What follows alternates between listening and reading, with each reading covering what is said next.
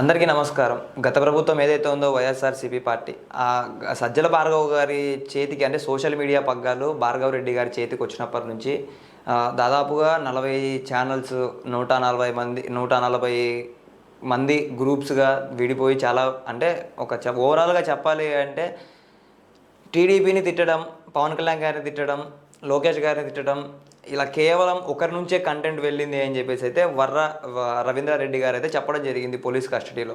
ఒకసారి అంటే ఏంటి దీని గురించి అనేది మనతో మాట్లాడడానికి ప్రస్తుతం అజ్మద్ బాబు గారు ఉన్నారు. సార్ని కనుక్కుందాం ఒకసారి. సార్ నమస్తే సార్.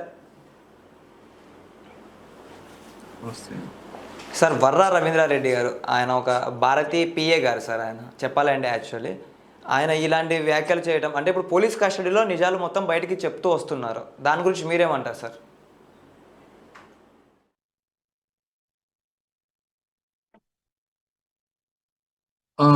నిజమేనండి. పోలీస్ కస్టడీలో మొత్తం జరిగిందంతా చెప్పడం జరుగుతుంది. కానీ రవీందర్ రెడ్డి అనే వ్యక్తి ఒక మాజీ ముఖ్యమంత్రి భార్య అయినటువంటి భారతి గారి పిఏ. ఆ భారతి గారు ఒక పత్రికను కూడా నడుపుతుంది. మరి భారతి గారు తెలియకుండా రవీంద్రారెడ్డి అనే వ్యక్తి ఇటువంటి పనులు చేస్తాడు అని ఎవరు అనుకోరు.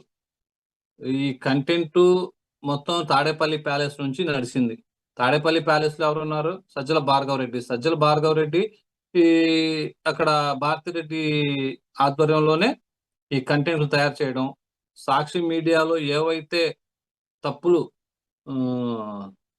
వార్తలు వండి వారుస్తున్నారో అదే విధంగా సోషల్ మీడియాలో కూడాను యూట్యూబ్ ఛానల్స్ లో కూడా ఒక కంటెంట్ తయారు చేసి వార్తల్లో వచ్చిన పత్రికల్లో వచ్చిన ఆ యొక్క ఫోటోల్ని వీడియోల్ని మార్ఫింగ్ చేసి అక్కడ నుంచి యూట్యూబ్ ఛానల్స్ నుంచి ఈ యొక్క 130 సోషల్ మీడియా గ్రూపులు పంపించడం జరిగింది.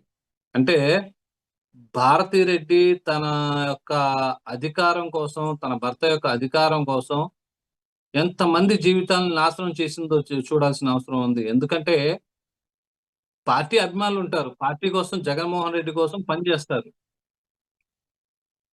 పనిచేస్తారు. అంతేగాని ఈ యొక్క మార్ఫింగ్ వీడియోలు, తప్పుడు వార్తలు, తప్పుడు వ్యవహారాలు పంపించి నువ్వు కంపల్సరిగా ఈ యొక్క వీడియోని, ఈ యొక్క కంటెంట్ ని నీ మీడియాలో కానీ నీ యొక్క గ్రూపుల్లో కానీ సెండ్ చేయని చెప్పేసి ఎంతమంది చేత పంపించిందో ఇప్పుడు ఎవరైతే అవి సెండ్ చేశారో వాళ్ళ మీద చర్యలు తీసుకుంటున్నారు పోలీసులు. మళ్ళీ ఇటువంటి రిపీట్ కాకూడదని. అంటే ఎంతో మంది యువకుల జీవితాలని భారతిరెడ్డి నాశనం చేసింది. దానిలో భాగంగా ఈ రవీంద్రారెడ్డి కూడా ఉన్నాడు. అందుకని ఇటువంటి వాళ్ళని ఏం చేయాలంటే ఈ మీ సోషల్ మీడియా గ్రూపులు, ఈ ఏమంటారు, ఈ యూట్యూబ్ ఛానల్స్ వాళ్ళని కాకుండా అస్సలు మూలాల్లోకి వెళ్ళిపోవాల్సిన అవసరం ఉంది. మూలాలకు వెళ్ళిపోతే దీన్ని ప్రోత్సహించింది ఎవరు, దీన్ని నడిపింది ఎవరు అన్నది బయటకు వస్తుందో అప్పుడు సజ్జల భార్గవ్ రెడ్డి కానివ్వండి, భారతిరెడ్డి కానివ్వండి, జగన్ రెడ్డి కానివ్వండి, వీళ్ళందరూ బయటకు వస్తారు. వీళ్ళందరినీ లోపలేసి కుమ్మితే కానీ రాష్ట్రంలో ఇటువంటి అరాచక శక్తులకి, ఇటువంటి దుర్మార్గులకి స్థానం లేకుండా పోతుంది, మంచి వ్యవస్థ రూపొందబడుతుందని చెప్పేసి ఈ సందర్భంగా చెబుతుంది.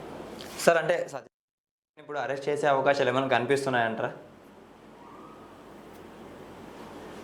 వాయిస్ కట్ అయింది, ఎవరిదండి సార్? సజ్జల భార్గవ్ రెడ్డి గారిని అరెస్ట్ చేసే అవకాశాలు కనిపిస్తున్నాయంటారా? అరెస్టు చేయాలండి. అరెస్టు చట్టపరంగా అటువంటి ప్రయత్నాలు జరుగుతున్నాయి. ఎందుకంటే ఇది ఒక తెలుగుదేశం పార్టీకి సంబంధించిన ఇష్యూ కాదండి, ఒక ఆంధ్రప్రదేశ్ రాష్ట్రానికి, భారతదేశానికి సంబంధించిన విషయం. ఎందుకంటే వీళ్ళు న్యాయమూర్తులను కూడా కించపరిచే విధంగా వాళ్ళ యొక్క పిల్లల మీద, అసలు భారత ప్రధాన న్యాయమంత్రి రమణ గారి మీద కూడా వీళ్ళు సోషల్ మీడియాలో మార్ఫింగ్ వీడియోలు, మార్ఫింగ్ ఫోటోలు, తప్పుడు వార్తలు ప్రసారం చేశారు. మరి ఇటువంటి వాళ్ళ మీద కఠినమైన చర్యలు తీసుకోవాల్సిన అవసరం ఉంది. క్షమించాల్సిన అవసరం లేదు. ఇటువంటి వాళ్ళని క్షమించేస్తే మళ్ళీ సమాజం ఎటుపోతుందో ఒకసారి ఆలోచించాల్సిన అవసరం ఉంది. భార్గవ్ రెడ్డి లాంటి వ్యక్తిని ఇమీడియట్ గా అరెస్ట్ చేసి కఠినమైన శిక్షలు వేయాల్సిన అవసరం ఉంది. సరే, ఇలా వ్యక్తిగత విషయాలు విమర్శించడం అంటే వాళ్ళ రాజకీయం ఎదుగుదల కోసం ఒకరి వ్యక్తిగత విషయాలు వివరిస్తే ఎలా ఉండబోతుందంటారు? ఒకవేళ కూటమి ప్రభుత్వం కూడా అలా చేసే అవకాశాలు ఉన్నాయంటారా ఏమైనా? లేదండి. ఖచ్చితంగా చెబుతున్నాను. చంద్రబాబు నాయుడు గారు కానివ్వండి, పవన్ కళ్యాణ్ గారు కానివ్వండి, లోకేష్ గారు కానివ్వండి, కూటమి ప్రభుత్వం ఇటువంటి మార్ఫింగులు, ఇటువంటి తప్పుడు ప్రచారాలు, తప్పుడు విధానాలు అవలంబించమని ఎప్పుడు చెప్పదు. నిన్ననే టీడీఎల్పీ మీటింగ్‌లో, అదే కూటమి ఎల్పీ మీటింగ్‌లో చంద్రబాబు నాయుడు గారు స్పష్టంగా చెప్పారు. మనం ఒకళ్ళని అసెంబ్లీలో ఒకళ్ళని తిట్టాల్సిన అవసరం లేదు. వైసీపీ పార్టీ లాగా మనం ప్రవర్తించాల్సిన అవసరం లేదు. మనం ప్రజా సమస్యల గురించి మాట్లాడి ఆ సమస్యలు పరిష్కరించుకుందాం అని చెప్పేసి ఎమ్మెల్యేలకి స్పష్టమైన ఆదేశాలు ఇచ్చారు. అదే విధంగా కార్యకర్తలు కూడా ఆయన స్పష్టంగా చెబుతారు.